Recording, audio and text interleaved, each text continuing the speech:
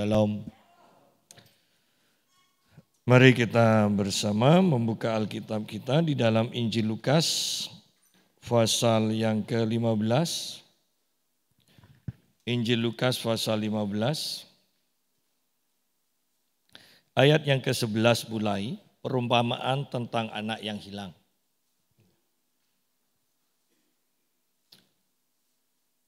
Yesus berkata lagi, ada seorang mempunyai 2 anak laki-laki. Kata yang bungsu kepada ayahnya, "Bapa, berikanlah kepadaku bagian harta milik kita yang menjadi hakku." Lalu ayahnya membagi-bagikan harta kekayaan itu di antara mereka. Beberapa hari kemudian anak bungsu itu menjual seluruh bagiannya itu, lalu pergi ke negeri yang jauh. Di sana ia memboroskan harta miliknya itu dengan hidup berfoya-foya. Setelah dihabiskannya semuanya, timbullah bencana kelaparan di dalam negeri itu, dan ia pun mulai melarat.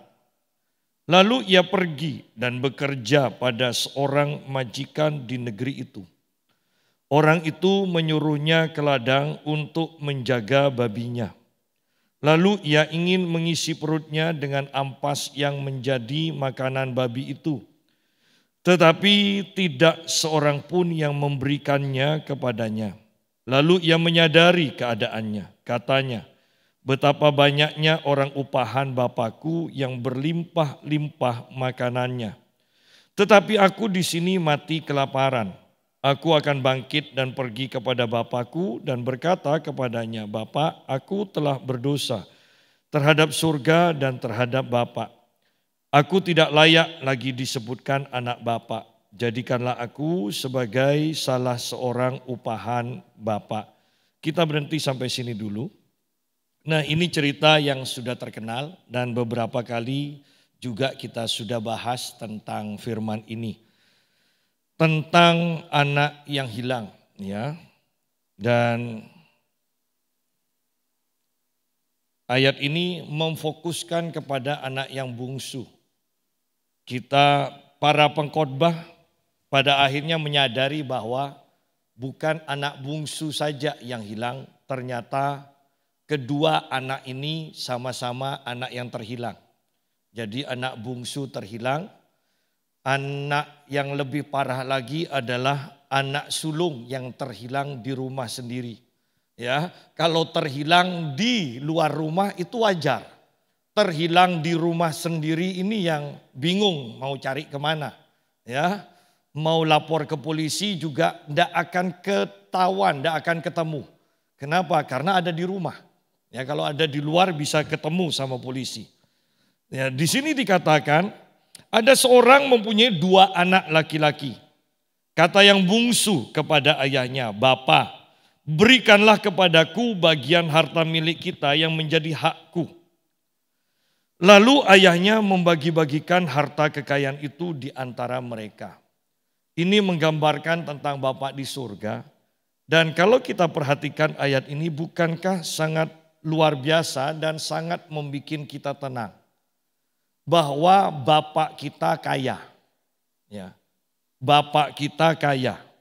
Bapak kita akan memberi seperti yang anaknya minta. Anda perhatikan di sini, kata yang bungsu kepada ayahnya, Bapak, berikanlah kepadaku bagian harta milik kita yang menjadi hakku. Ini berbicara tentang warisan. Lalu ayahnya membagi-bagikan harta kekayaan itu di antara mereka. Bahwa kalau sudah berbicara tentang harta kekayaan, ya, harta kekayaan, harta milik warisan, berarti orang tuanya itu berada. Ya, berarti orang tuanya kaya. Dan di sini anak bungsu ini meminta haknya. Kebaikan dari anak bungsu ini adalah tahu haknya. Ya, banyak orang Kristen yang tidak tahu haknya. Oleh karena itu, ketika kita tidak tahu haknya, maka kita juga tidak tahu tugas kita.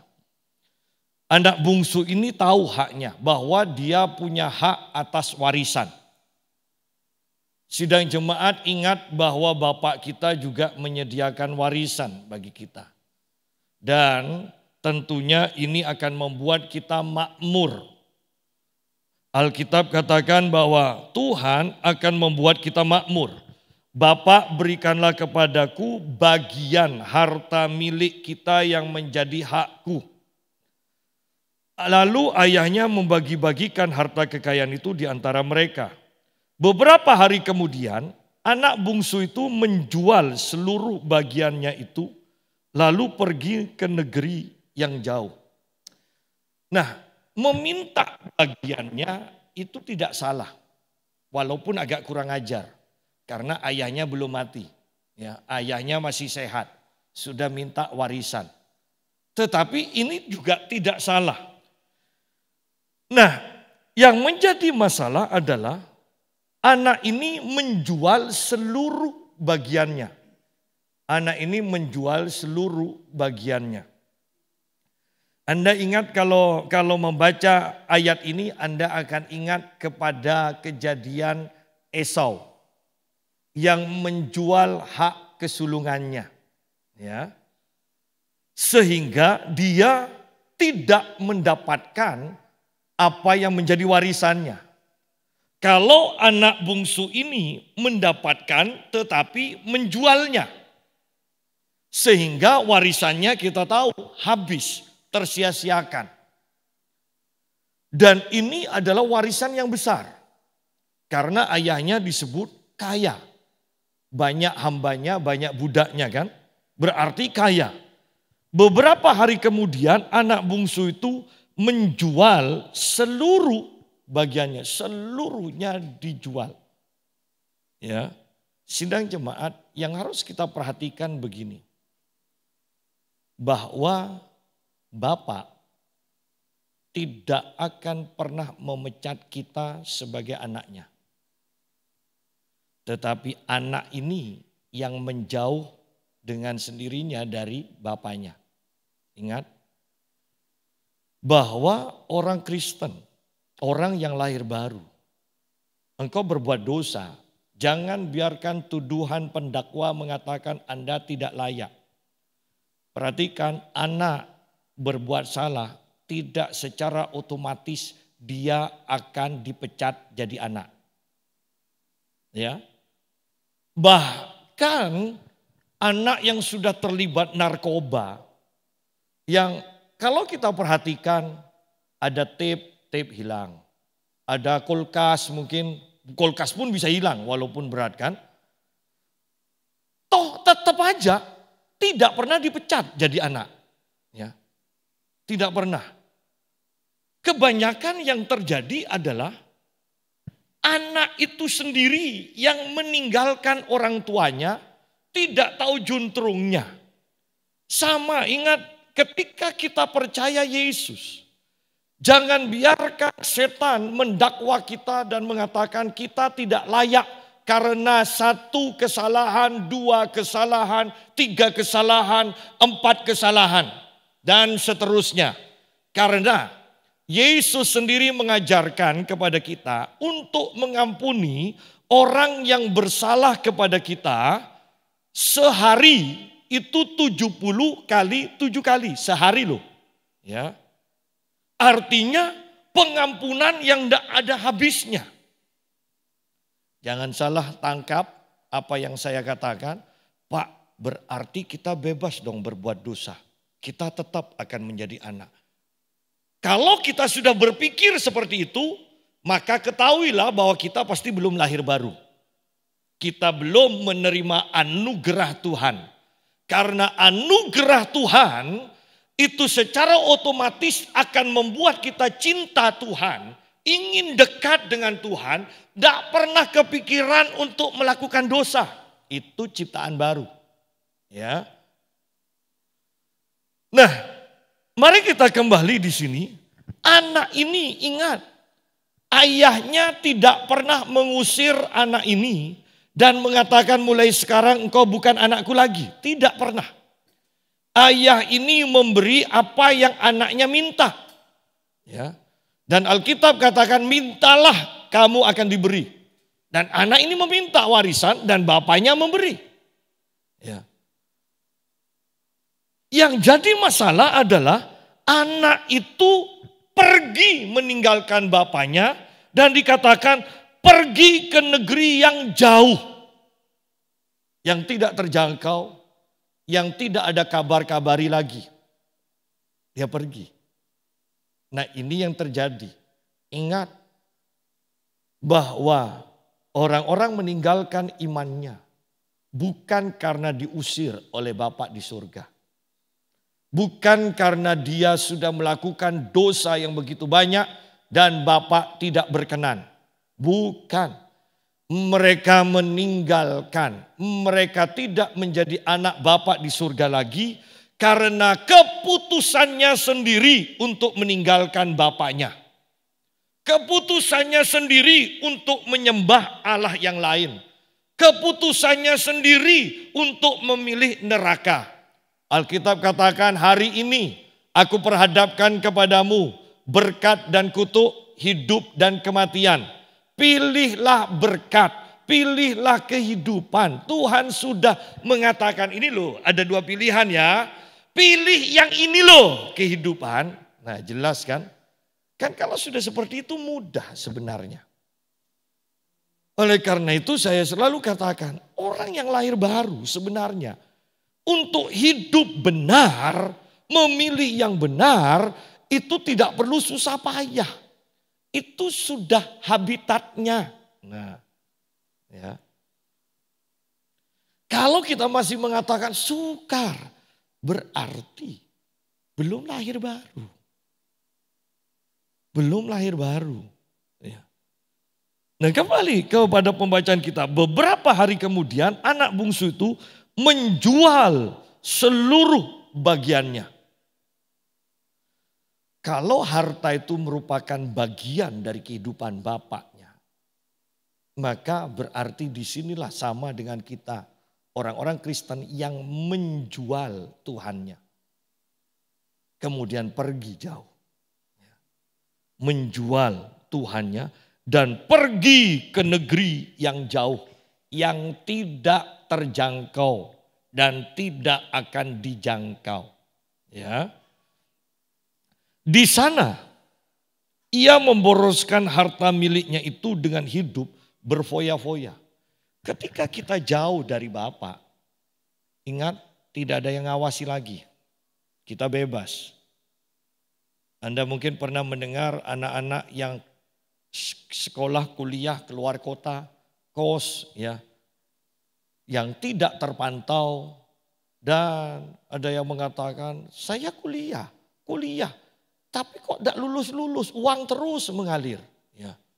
Uang terus mengalir, pada akhirnya ketahuan juga. Kenapa? Karena tidak terpantau. Sama di sini. Anak ini ketika jauh dari ayahnya. Anak ini dikatakan memboroskan harta miliknya dengan hidup berfoya-foya. Sederhananya istilah kekristenan hidup dalam kedagingan. Memuaskan hawa nafsunya. Ya. Ketika kita menjauh saja dari Tuhan. Ya. Ketika kita meninggalkan persekutuan misalnya, mengurangi waktu-waktu ibadah, tidak biasanya doa pagi, tidak doa pagi lagi, ya kan? Tidak membaca Alkitab. Itu secara otomatis kita itu hawa nafsu kita, kedagingan kita mulai melonjak dan tidak terkendalikan. Hanya ketika ada di dalam hadirat Tuhan, kedagingan kita bisa dihancurkan atau terkontrol dengan baik. Ya. Tidak perlu memakai istilah-istilah karena kalau saya katakan terkontrol nanti orang akan mengatakan berarti kedagingan masih. Sudahlah pokoknya kita sama-sama ngerti bahwa kedagingan kita tidak nampak lagi ya.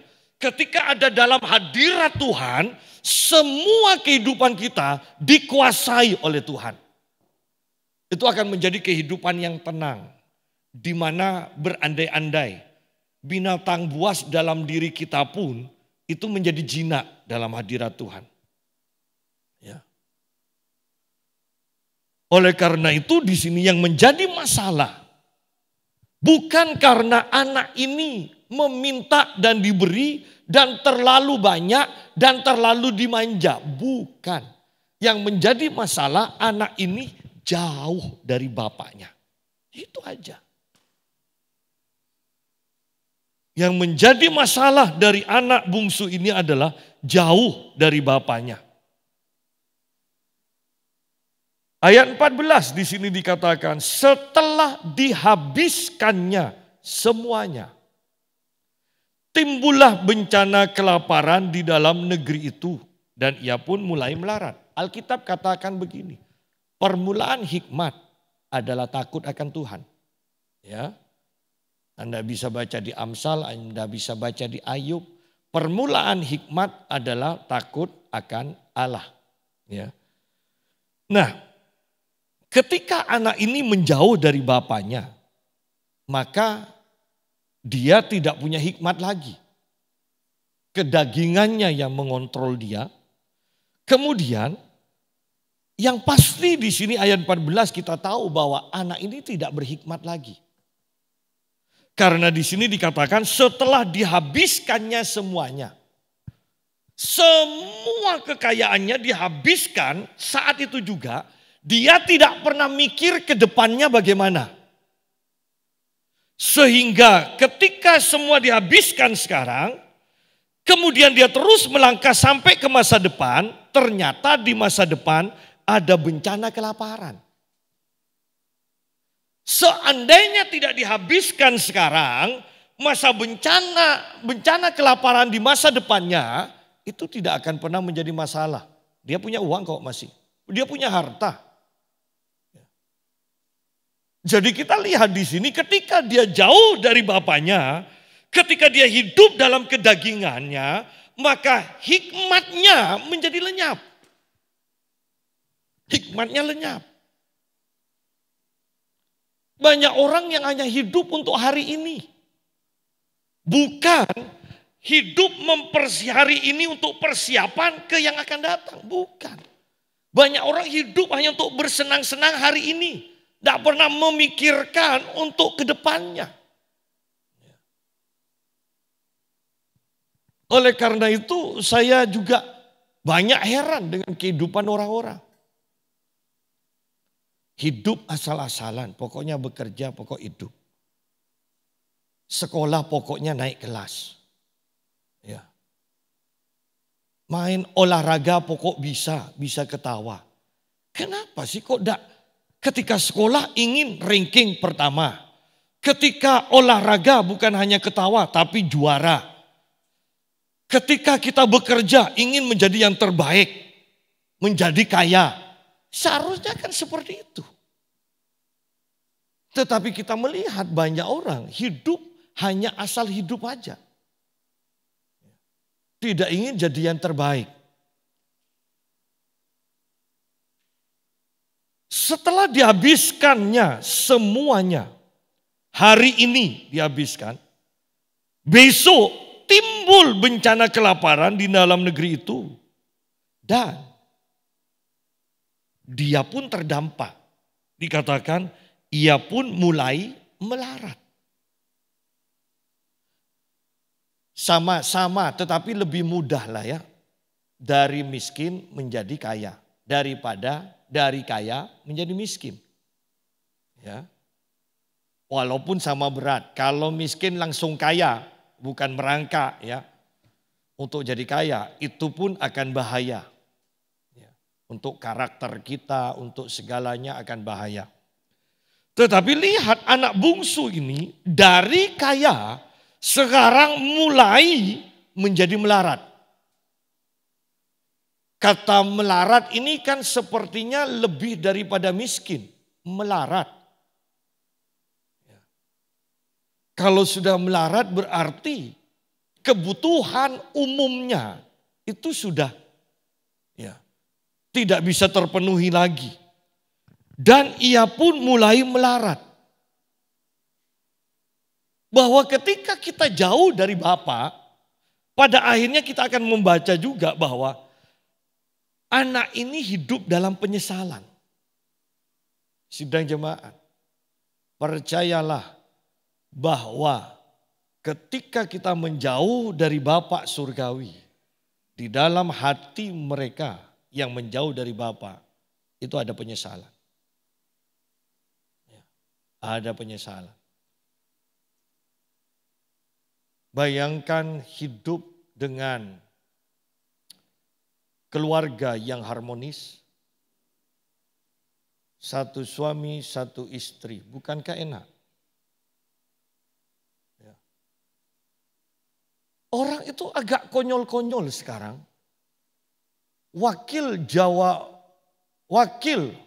Gubernur Jawa Barat mengatakan begini. Untuk menangkal AIDS, mari galakkan poligami. Loh. Itu otak kemana? Perhatikan di sini bahwa di luar Bapak surgawi tidak ada hikmat. Akan kelihatan bodohnya dan luar biasanya kebodohan ini dibangga-banggakan. Anda bisa bayangkan orang bodoh yang membangga-banggakan, yang mengatakan berpikir dia sedang membanggakan kepandaiannya. Anda bisa bayangkan orang miskin membanggakan sandal swallow-nya kepada konglomerat. Ya. Dan inilah orang yang sudah lahir baru, meninggalkan Tuhan, ingat dia akan kehilangan hikmatnya. Dia tidak tahu masa depan. Masa depannya sudah tidak jelas. Dia sudah tidak tahu lagi akan surga yang benar, neraka yang benar, sehingga pilihannya tidak benar. Sedang jemaat, sungguh sangat-sangat menakutkan ketika jauh dari Bapa.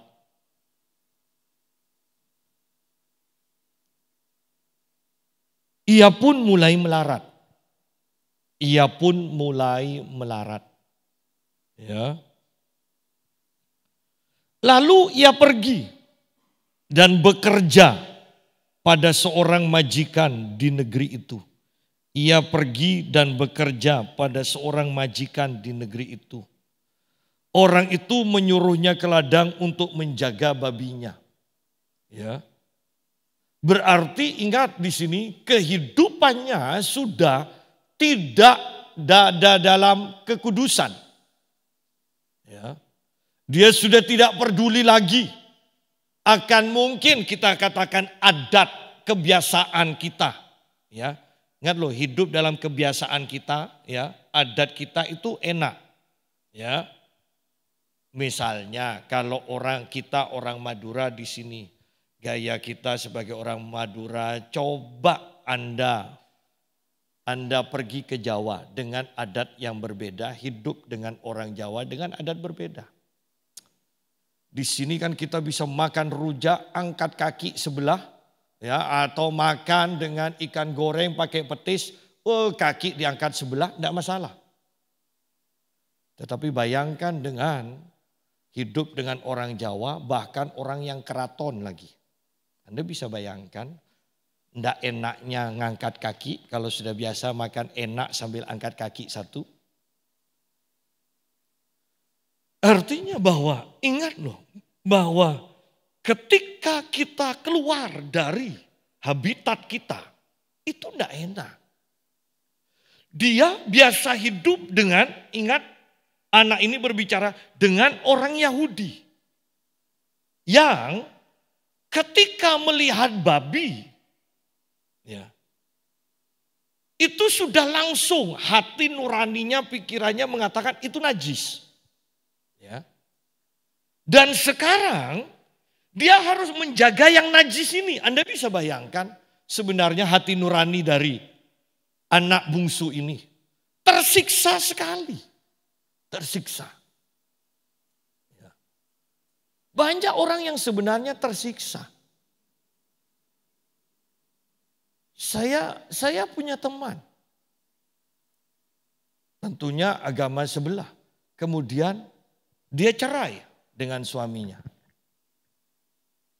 Dan saya katakan ke dia, kawin lagi lah. Cepat kawin. Susah. Saya itu cari suami yang meninggikan martabat wanita. Maksudnya, yang hanya memperistri saya aja dan memuliakan saya. Bukan kawin lagi dikatakan. Saya katakan, tidak bisa. Kalau kamu milih seperti itu, jadi orang Kristen. Ya enggak lah kok, saya pasti ada. Tidak bisa. Soalnya dari kecil sudah diajar. Kitabmu yang kamu sanjung-sanjung mengajar. Para pemimpin agamamu mengajar itu. Tidak bisa. Berarti kamu tidak mentaati dong. Dan dia tetap. Anda lihat di sini kebodohan seperti ini. Sangat nyata. Sangat nyata.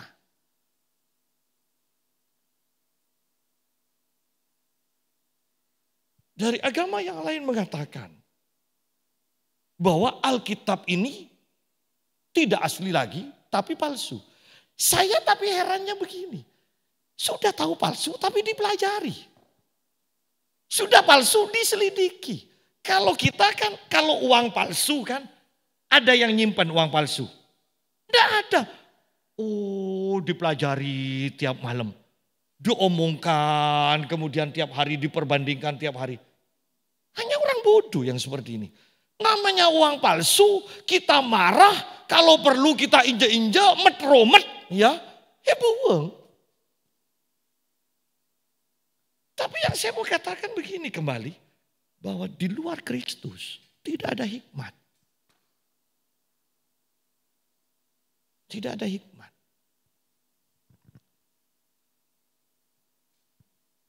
Anak bungsu ini bekerja dan berbaur dengan kenajisan.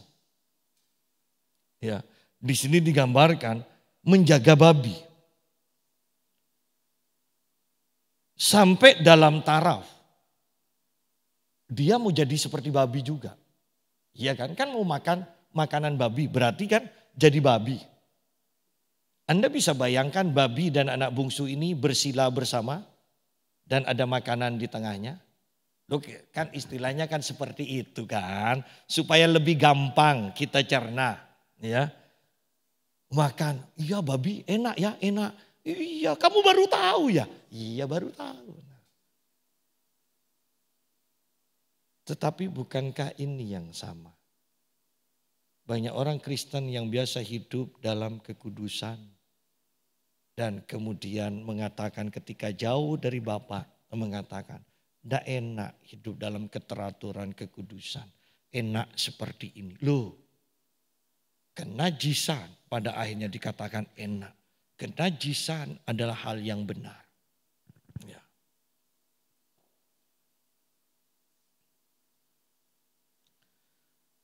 Ayat 16, lalu ia ingin mengisi perutnya dengan ampas yang menjadi makanan babi itu. Tetapi tidak seorang pun yang memberikannya kepadanya. Sidang jemaat, sangat berbeda bukan Bapak kita dengan orang-orang di sekitar kita ini. Ini majikan dari si bungsu. Ketika si bungsu mau makan ampas ini juga, itu pun tidak diperbolehkan. Tetapi lihat si bungsu ketika ada di hadapan bapaknya, bapak berikan hakku, bagian warisanku.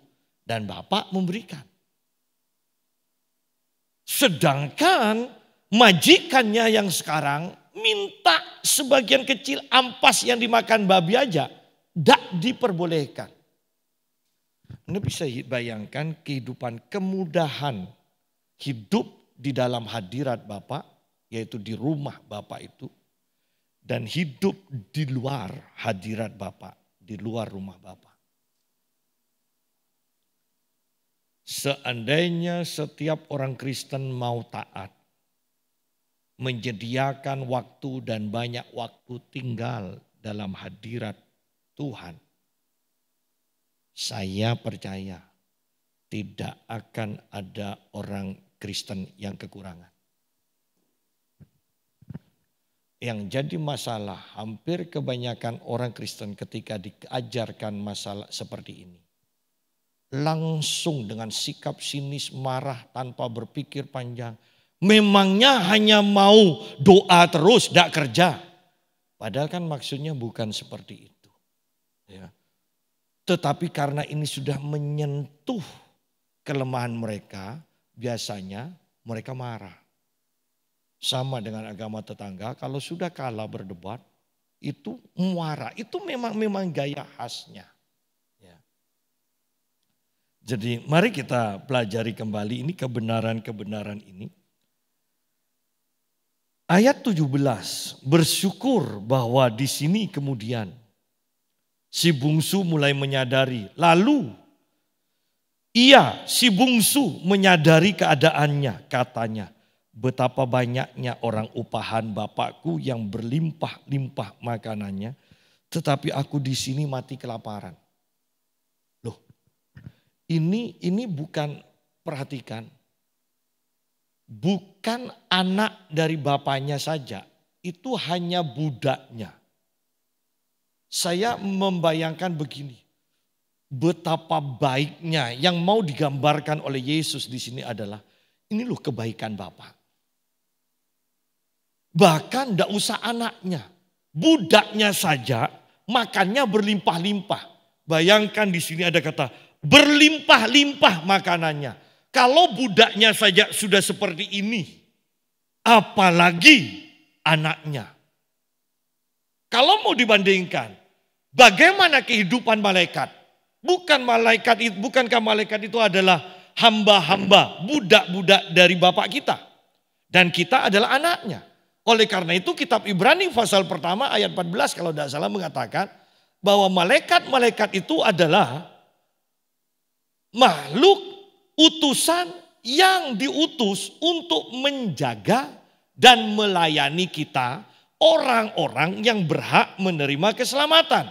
Sederhananya, malaikat itu diciptakan untuk menjaga dan melayani kita sebagai anaknya. Di sini anak bungsu ini mengatakan bahkan budak-budak Bapakku, ya kan? Orang-orang upahan Bapakku. Betapa banyaknya orang upahan Bapakku. Pekerjanya, pelayannya, pembantunya, apalagi budaknya yang berlimpah-limpah makanannya. Nah, kalau dibandingkan dengan kita, Anda lihat kehidupan malaikat. Tidak ada malaikat yang kekurangan. Semua malaikat selalu bersuka cita. Ya. Dan kita adalah anaknya. Bahwa Yesus tidak pernah mati untuk malaikat. Tetapi Yesus mati untuk kita. Dari sini saja kita melihat bahwa posisi kita manusia ini lebih tinggi daripada malaikat. Jangan dibalik. Agama lain mengatakan bahwa malaikat lebih tinggi daripada manusia. Kita enggak. Karena Yesus tidak pernah mati untuk malaikat. Malaikat berdosa langsung dibuang. Tetapi manusia berdosa dicari oleh Tuhan. Adam, di mana engkau? Dan kemudian Yesus katakan, anak manusia datang untuk mencari dan menyelamatkan yang terhilang atau yang tersesat. Malaikat jatuh, enggak dicari, langsung dibuang. Betapa naifnya kita ketika kita tidak merasa bahwa diri kita ini disayang oleh Bapa. Anak bungsu ini, perhatikan kata ini, menyadari keadaannya. Kita harus sadar juga keadaan kita. Malaikat-malaikat aja ada kekurangan, apalagi kita sebagai anaknya. Ya. Ia menyadari keadaannya, katanya, betapa banyaknya orang upahan Bapakku yang berlimpah-limpah makanannya, tetapi aku di sini mati kelaparan. Kalau saya boleh tambahkan, ini tidak benar ini tidak benar, jelas tidak benar. Masa aku anak bapak yang orang-orang upahannya aja berlimpah makanan. Aku di sini makan babi, bahkan tidak makan makanan babi, bahkan tidak diizinkan untuk makan makanan babi.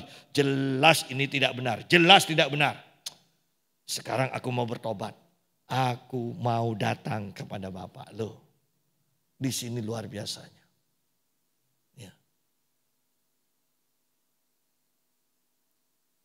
Banyak orang ketika semakin jatuh dalam dosa. Tindakan mereka adalah semakin menjauh dari Tuhan. Anak bungsu ini hebat di sini, dalam hal ini hebat. Atau karena memang sudah keadaannya sangat kepepet. Ya, tetapi ini tindakannya, ini patut diacungin jempol. Coba lihat, banyak orang Kristen yang awalnya suka berdoa, suka beribadah, kemudian tidak suka beribadah, bahkan tidak berdoa lagi. Kenapa? Karena hatinya ketika ada kesalahan, dia tertuduh, membiarkan hati nuraninya menuduhnya.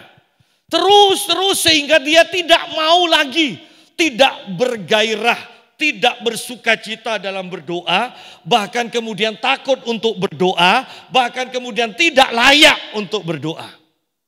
Dan dia tidak berdoa lagi. Anak ini bisa saja pergi ke negara lain, ke negeri lain. Tetapi bersyukur anak ini kemudian menyadari keadaannya.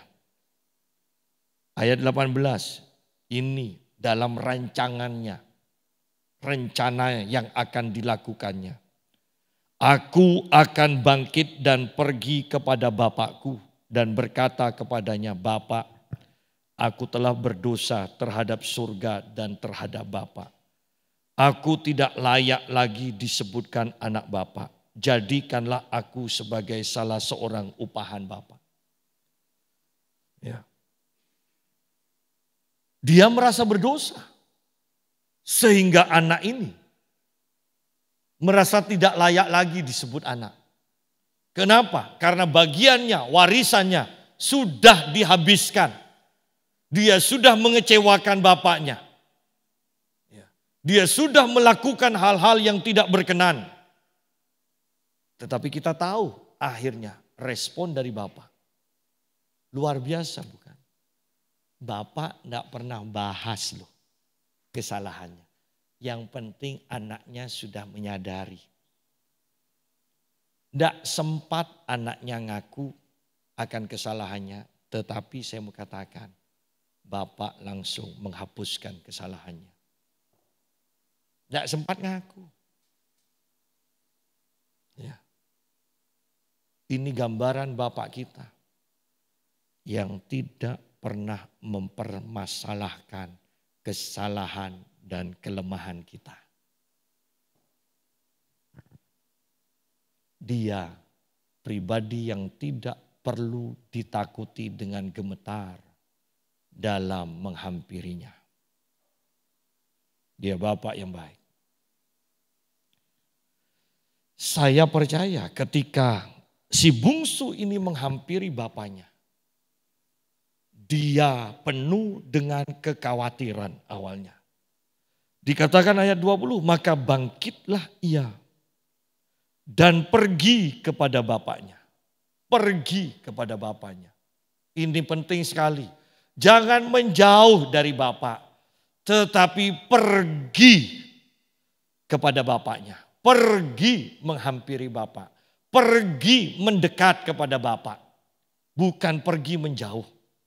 Apapun masalah yang kau hadapi. Apapun dosa yang engkau sudah lakukan. Ingat, jangan pergi menjauh dari Bapak.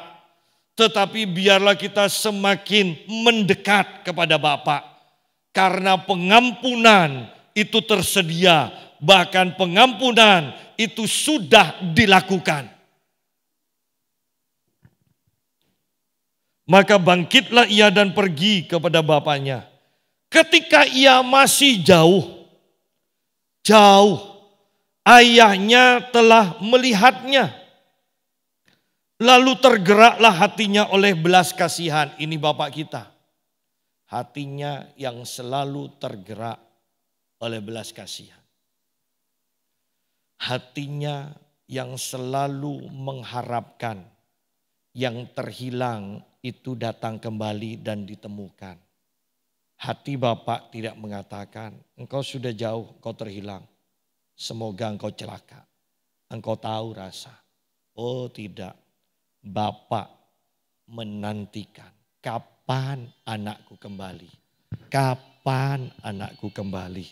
Itu hati Bapak. Maka bangkitlah ia dan pergi kepada bapaknya. Ketika ia masih jauh, ayahnya telah melihatnya. Dan yang pasti saya mau katakan begini. Bapak tidak pernah lupa. Tidak pernah lupa. Tidak pernah lupa. Sebelum kita mati, sebelum keluarga kita mati, mungkin kita dan keluarga kita meninggalkan Tuhan. Sebelum mati, masih ada harapan untuk kembali. Dan asal dia kembali, asal kita kembali, tidak akan pernah ada penolakan dari Bapa. Disambut dengan bersukacita. Disambut. Maka bangkitlah ia dan pergi kepada bapaknya. Ketika ia masih jauh, ayahnya telah melihatnya. Lalu tergeraklah hatinya oleh belas kasihan. Ayahnya itu berlari mendapatkan dia, lalu merangkul dan mencium dia. Bukankah ini kembali gambaran? Aku datang untuk mencari dan menyelamatkan yang terhilang, yang tersesat. Bahwa ternyata ketika ada dalam jangkauan pandangan bapaknya. Sekarang ketika ada dalam jangkauan bapaknya. Bukan anak ini sebenarnya yang mencari kan. Lo bisa saja seandainya. Bapak itu melihat anaknya dan anak ini tahu bahwa dari jauh bapaknya sudah melihat. Bisa saja hatinya mengatakan, pergi apa enggak ya? Kelihatannya kok pandangan papaku sinis. Mungkin aku tidak diterima. Ya. Kok kelihatannya papa sudah tidak kenal aku lagi. Jangan-jangan aku sudah memang hilang dari ingatan. Bisa saja. Oleh karena itu di sini dikatakan bapaknya yang lari. Anak ini ragu. Bahkan saya bisa bayangkan mungkin anak ini berhenti. Ketika melihat anak ini berhenti melangkah. Bapak yang melihat dari jauh sudah tahu ini kalau tidak segera dihampiri, anakku akan berbalik lagi. Ini hati Bapak. Saya mau tekankan, ingat yang dirugikan bukan anaknya loh. Bapak yang dirugikan, tetapi Bapak yang tetap mencari dan mengharapkan anaknya. Dan masih ada pribadi, masih saja ada pribadi yang mengatakan, Tuhan kita kejam. Kalau Tuhan Bapak yang seperti ini masih dikatakan kejam. Lalu tunjukkanlah yang lebih baik dari ini.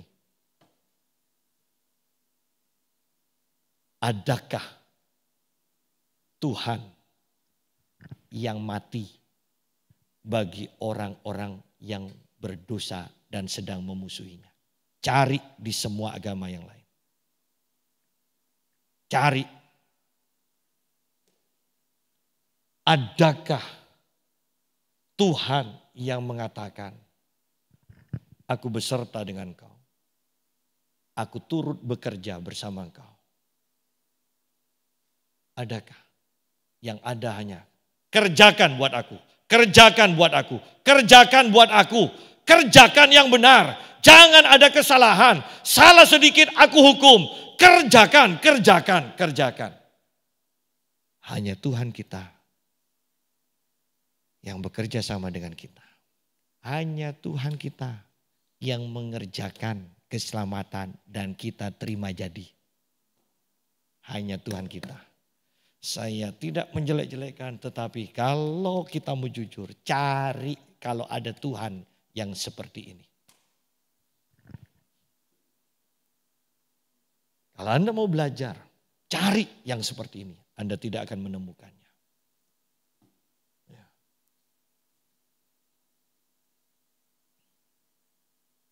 Ayahnya itu berlari mendapatkan dia, lalu merangkul dan mencium dia. Kata anak itu kepadanya, Bapak, aku telah berdosa terhadap surga dan terhadap Bapak. Aku tidak layak lagi disebutkan anak Bapak.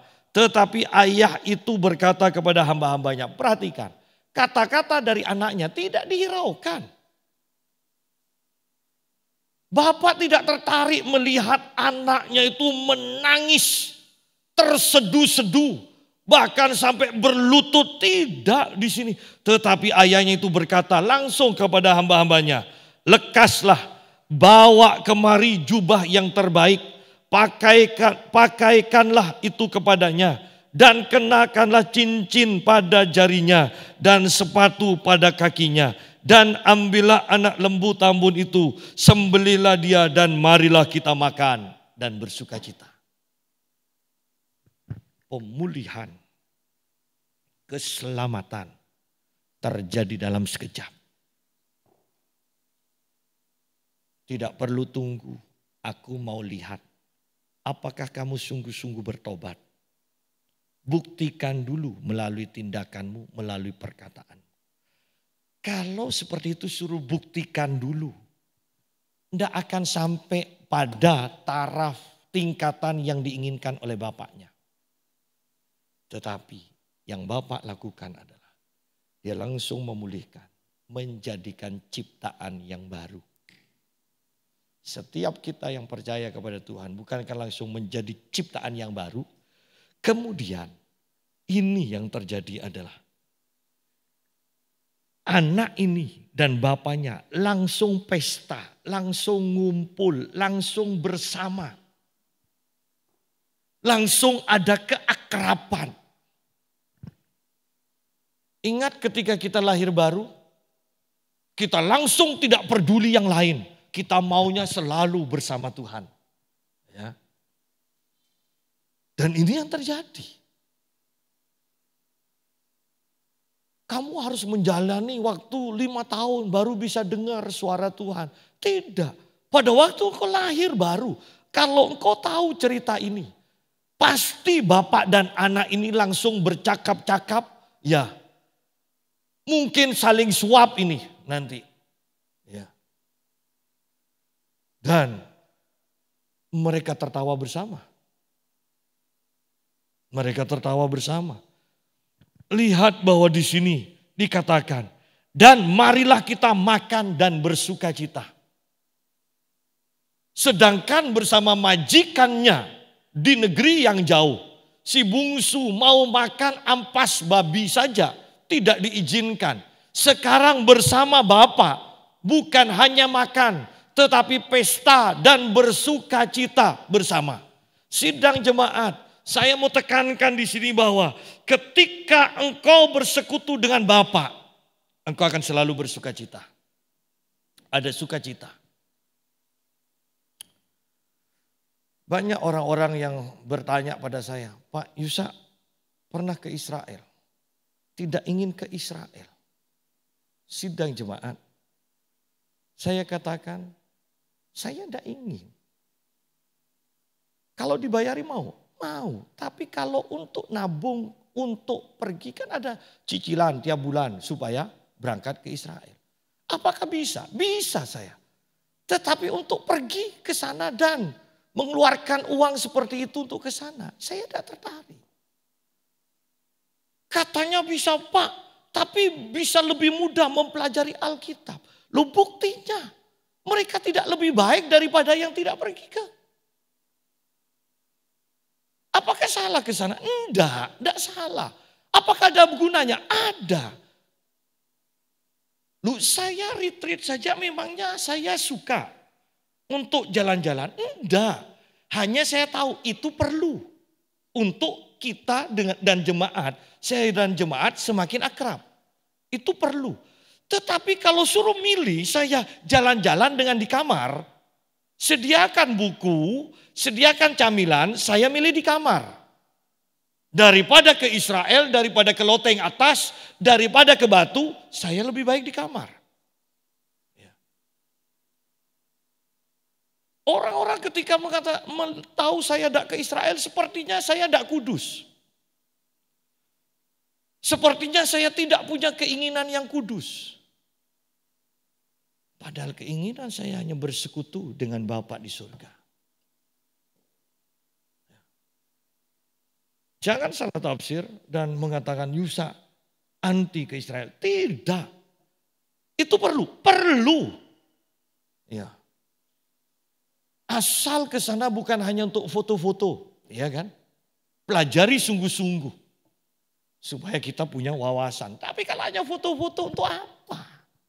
Tidak ada kemajuan kerohanian yang kita dapatkan. Ya. Saya merasa aneh. Saya sampai ngomong kepada istri saya begini, Vin, kalau kamu ke Israel terus ke Kana, dan istri saya juga berbalik bertanya sama, mau kamu gaya kawin-kawinan di sana? Ya kan banyak kan? Enggak lah, untuk apa? Karena ya cukup tahu sejarahnya, modelnya seperti ini jelas. Tak usah kawin-kawinan. Ya. Kemudian sampai Yordan dibaptis lagi. Loh, ini ada apa dibaptis lagi? Cukup tahu, bayangkan Yohanes membaptis di sana, Yesus dibaptis di sana. Kan selesai kan? Tidak usah dibaptis lagi kan? Kadang aneh-aneh. Apakah itu yang disebut peningkatan? Tidak. Yang saya mau katakan, ketika engkau semakin akrab dengan Bapa di sorga, hadirat Tuhan semakin nyata. Itu sebenarnya yang tujuan yang Tuhan tetapkan. Saya didoakan oleh Pak Mutu begini, ketika barusan dia mau pulang saya didoakan. Dan saya tahu dia hanya mendoakan bahwa engkau akan dipenuhi dengan hikmat pewahyuan, hal-hal yang baru melalui firman Tuhan. Dan selesai berdoa hanya itu aja. Dan dia katakan, hati-hati Pak Yusa ya dalam berbicara. Dalam berbicara. Karena dalam banyak bicara kita bisa sakit. Dan saya tanya, sakit apa Pak? Sakit roh kita ini ketika berbicara yang keluar konteks dari Allah. Roh kita ini sakit Pak. Kita mengalami kekeringan. Dia bilang. Mengalami kekeringan hadirat Tuhan. Dia kata, oh iya juga. Dan dia katakan, ini pengalaman saya sendiri yang saya bagikan pada Pak Yusa. Dan Anda juga ketika Anda kumpul dengan Pak Mutu, Anda akan tahu. Dia pergi ke banyak tempat, tetapi dia tidak pernah foto-foto. Misalnya di Pamekasan, mau ke Camplong atau ke Lompong. Tidak pernah dia. Ketika dia pelayanan dia bilang, saya mau melayani. Jadi saya harus ada di kamar, saya nyelidiki firman, saya berdoa, nanti saya jadi berkat. Saya kemana saja dan Bu Lili memastikan bahwa itu yang dilakukan. Banyak orang tidak bisa nangkap kebenaran ini. Ya. Bahwa di dalam hadirat Tuhan ada sukacita. Dan itu melebihi ketika kita ada di tempat apapun juga dan dimanapun juga. Dan saya mau katakan, hanya orang-orang yang tidak pernah punya pengalaman ini yang mengatakan bohong kamu. Tetapi orang-orang yang pernah mengalami hadirat Tuhan akan mengatakan amin, benar itu.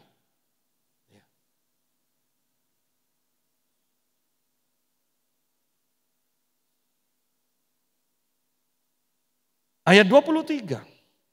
Dan ambillah anak lembu tambun itu, sembelihlah dia dan marilah kita makan dan bersukacita. Sebab anakku ini telah mati dan menjadi hidup kembali. Ia telah hilang dan didapat kembali, maka mulailah mereka bersukaria. Bahwa ketika yang terhilang, itu ditemukan, ada sukacita. Pasal 15 ini, sebelum perumpamaan tentang anak bungsu anak yang hilang ini, ada perumpamaan tentang domba yang hilang. Ya, ada perumpamaan tentang dirham yang hilang. Bahwa di sini sama-sama digambarkan bahwa satu yang hilang dan ketemu itu melebihi dari yang banyak yang tidak pernah hilang itu. Ya, sukacitanya. Sama dengan ini dikatakan anak itu sudah ketemu, anak itu mati ketika meninggalkan bapaknya. Anak ini mati. Dan ketika dia datang kepada bapaknya, ada di rumah bapaknya, dia hidup. Jadi jelas ya, bahwa ketika kita tidak dekat dengan Bapa, kita dengan sendirinya akan semakin mati dan mati. Tetapi ketika kita dekat dan kumpul dengan Bapa, kita hidup. Ketika kita menjauh dari Bapa, kita terhilang. Kita tersesat secara otomatis. Ketika kita semakin dekat dengan Bapa, maka kita ditemukan, dikatakan. Ya. Ayat 25. Tetapi anaknya yang sulung berada di ladang, dan ketika ia pulang dan dekat ke rumah, ia mendengar bunyi seruling dan nyanyian tari-tarian. Lalu ia memanggil salah seorang hamba dan bertanya kepadanya, apa arti semuanya itu? Jawab hamba itu, adikmu telah kembali dan ayahmu telah menyembelih anak lembu tambun, karena ia mendapatnya kembali dengan sehat. Maka marahlah anak sulung itu dan ia tidak mau masuk.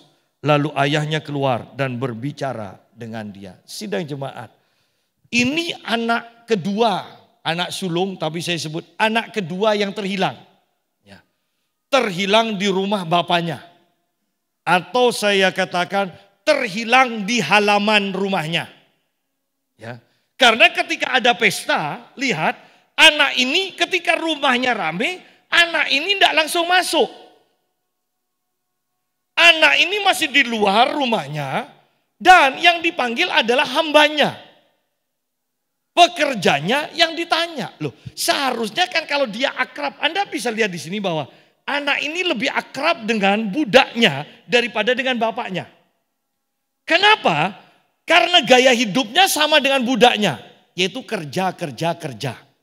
Hamba itu kalau tidak kerja tidak akan mendapat simpati perkenanan dari tuannya. Ya. Kalau hamba ini rajin bekerja terus tanpa lelah, maka tuannya akan memberikan perkenanan, senang. Nah, rupanya gaya hidup hamba ini yang dipakai oleh anak sulung ini. Bukan hanya gayanya, ya, tetapi yang jadi masalah adalah pola pikirnya, pola pikir hamba. Jadi anak ini biasa bekerja bersama dengan hamba yang lain untuk mendapatkan perkenanan bapaknya. Tetapi yang anehnya adalah semakin anak ini bekerja, berusaha menarik perkenanan bapaknya dengan bekerja, dia tidak mendapatkan perkenanan itu. Bagaimana saya tahu? Coba lihat di sini. Ayat 28, maka marahlah anak sulung itu dan ia tidak mau masuk. Lalu ayahnya keluar dan berbicara dengan dia. Tetapi ia menjawab ayahnya, katanya, telah bertahun-tahun aku melayani Bapak dan belum pernah aku melanggar perintah Bapak. Tetapi kepadaku belum pernah Bapak memberikan seekor anak kambing untuk bersukacita dengan sahabat-sahabatku. Lihat di sini. Anak ini sudah bekerja terus, tetapi bapaknya dikatakan, anak ini mengatakan, Bapak belum pernah loh ngasih aku seekor kambing untuk bersenang-senang dengan teman-temanku. Artinya bahwa anak sulung ini bekerja keras untuk mendapatkan, untuk menarik perhatian bapaknya. Tetapi tidak mendapatkan sesuai dengan yang diinginkannya. Sidang jemaat, sama dengan kita. Banyak yang punya prinsip seperti ini. Datang beribadah ke gereja. Kenapa? Supaya diselamatkan, supaya disembuhkan. Padahal sebelum engkau datang beribadah, engkau sudah diselamatkan, engkau sudah disembuhkan, engkau sudah diberkati, engkau adalah anak, engkau dapat perkenanan sebelum beribadah. Kenapa beribadah? Untuk mengucap syukur. Bukan untuk mendapat keselamatan beribadah. Kita sudah diselamatkan. Anak ini gayanya seperti hamba. Dia bekerja hanya untuk mendapatkan kambing. Tuh. Seakan-akan kalau tidak bekerja, tidak akan mendapatkan kambing itu. Padahal semakin bekerja, Anda lihat anak ini mengatakan, aku tidak pernah membuat kesalahan. Aku rajin bekerja. Tetapi anak ini tidak pernah menikmati kambing loh. Berapa banyak orang-orang yang menjalankan perintah-perintah agamanya. Tetapi bukannya bisa berpesta dengan sahabatnya, bersuka cita. Tapi kok semakin sangar. Karena sebenarnya sudah stres. Berusaha bekerja keras untuk menerima perkenanan, padahal perkenanan sudah disediakan. Bapak mengatakan begini,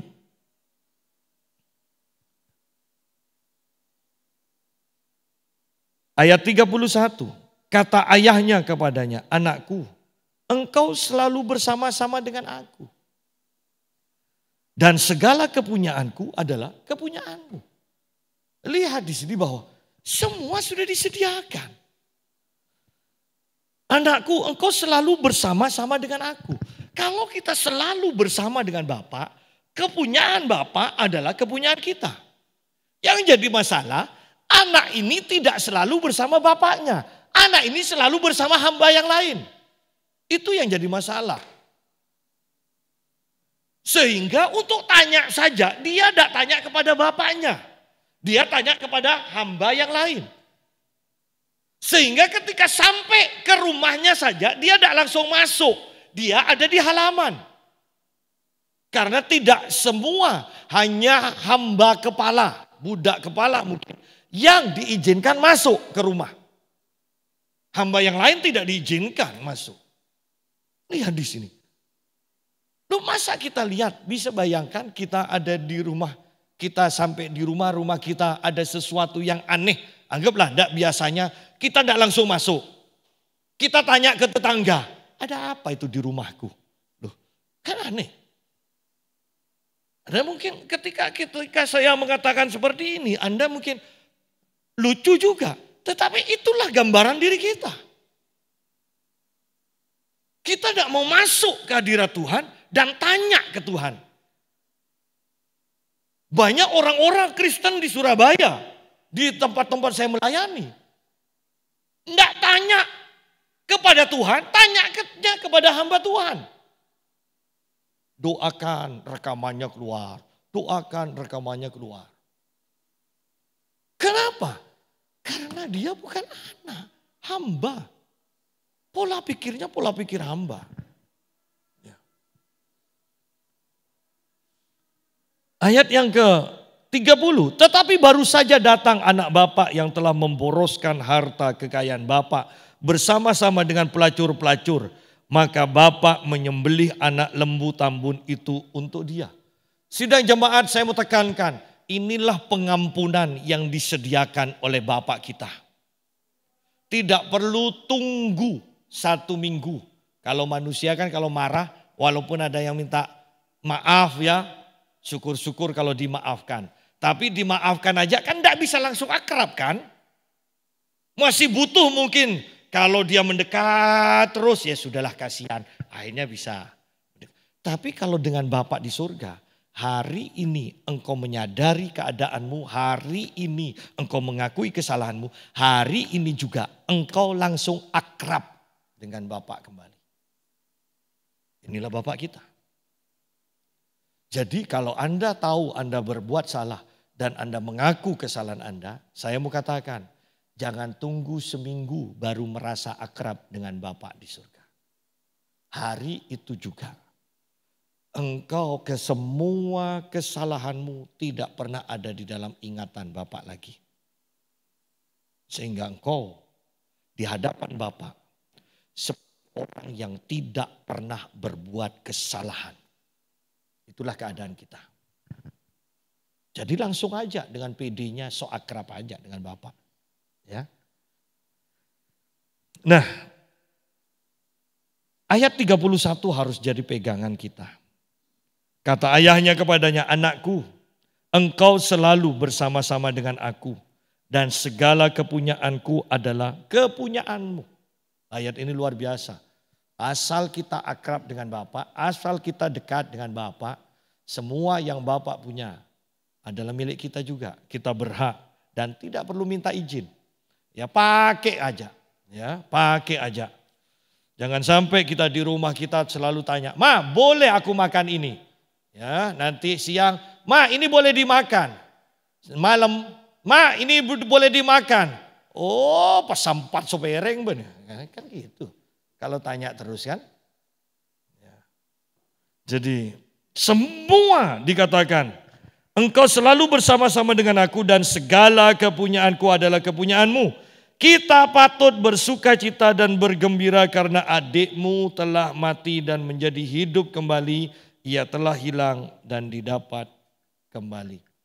Orang-orang yang agamawi tidak bisa bersuka cita dengan orang-orang berdosa yang diterima oleh Bapa di surga. Mereka berpikir, kok enak? Dan mereka pada dasarnya iri kepada orang yang enak ini. Ya. Oleh karena itu mari, jangan mudah iri, jangan mudah benci, jangan mudah menghakimi. Ingat Bapak kita, sebesar apapun kesalahan kita, pada waktu kita datang, saya mau tekankan, bisa langsung akrab. Bisa langsung akrab. Tidak usah nunggu 2 hari, tidak usah nunggu seminggu. Langsung akrab. Ada ketika kita ada di dalam rumah Bapak, ada makanan yang berlimpah, ada sukacita, ada pesta. Tuhan memberkati kita. Mari kita berdoa.